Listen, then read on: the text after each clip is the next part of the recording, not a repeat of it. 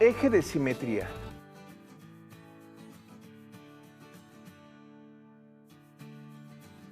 Es una línea que divide a una figura en dos partes simétricas.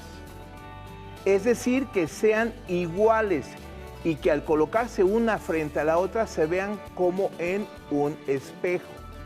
O al colocarse una sobre la otra coincida exactamente.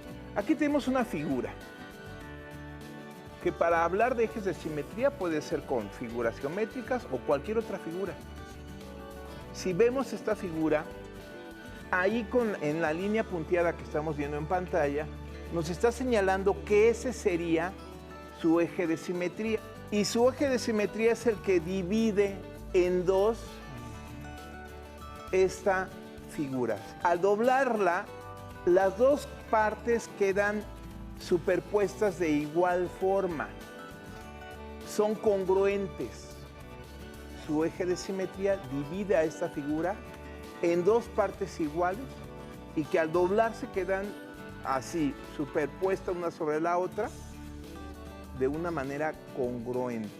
Esta figura solamente tiene un eje de simetría. El cuadrado, voy a doblarlo de manera tal que voy a formar un primer eje de simetría. Si ustedes lo observan, al doblarse quedan las dos partes congruentes, una sobre la otra, iguales. Lo mismo va a ocurrir si lo doblo a la otra mitad. Llevamos hasta ahorita dos ejes de simetría. Pero además, si me voy a las esquinas y hago un doblez, también queda otro eje de simetría más que está dividiendo en dos partes iguales que además quedan congruentes una encima de la otra. Y si lo hago nuevamente, tenemos que ocurre exactamente lo mismo. Dicho en pocas palabras, el cuadrado tiene cuatro ejes de simetría. Una a la mitad, otra también, y en las dos diagonales. Rectángulo. No hay duda, esta es una figura geométrica que todos conocen. ¿Cuántos ejes de simetría tiene? Ya tenemos uno cuando se dobla por la mitad.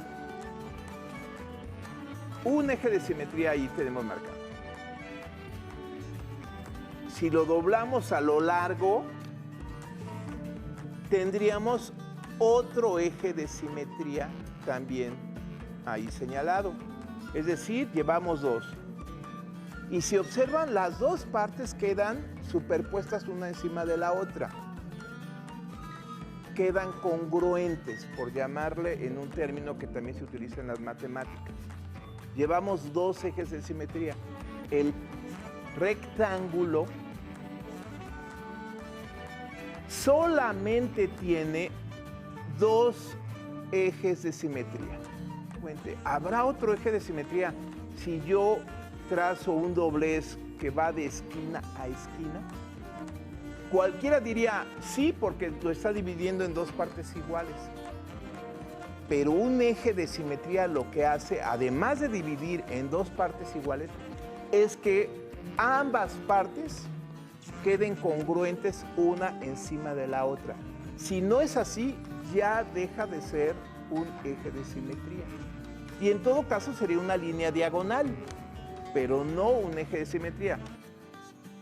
Triángulo equilátero.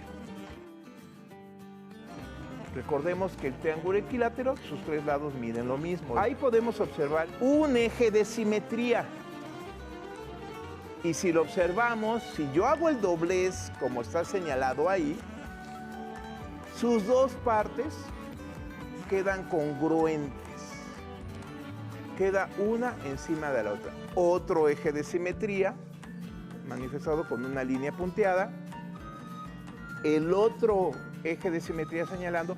Y si lo observamos, si al doblarlo, van a quedar las dos partes superpuestas una encima de la otra. Una cubriendo a la otra. Ese es un eje de simetría. Y tenemos un tercer eje de simetría. Si lo podemos ver, ahí lo tenemos señalado. Es decir, que el triángulo equilátero